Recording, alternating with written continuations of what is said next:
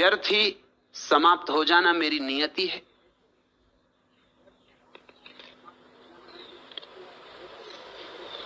उदास हो तो अकारण नहीं हो सकते। तुम्हारे जीवन दर्शन में कहीं भूल होगी। तुम्हारा जीवन दर्शन उदासी का होगा। तुम्हें चाहे सचेतन रूप से पता हो या ना हो, मगर तुम्हारी जीवन को जीने की शैली स्वस्थ नहीं होगी, अस्वस्थ होगी।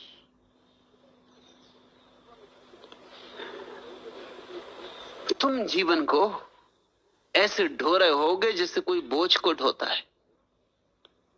मैंने सुना है एक सन्यासी हिमालय की यात्रा पर गया था।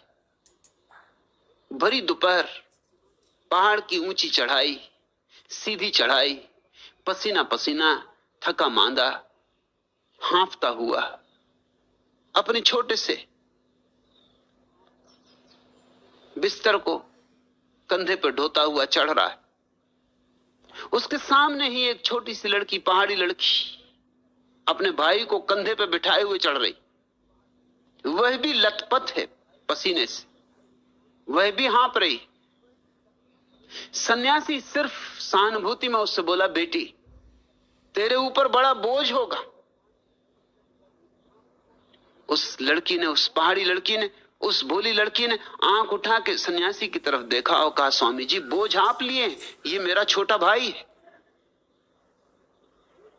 बोझ में और छोटे भाई में कुछ फर्क होता। तराजू पर तो नहीं होगा। तराजू को क्या पता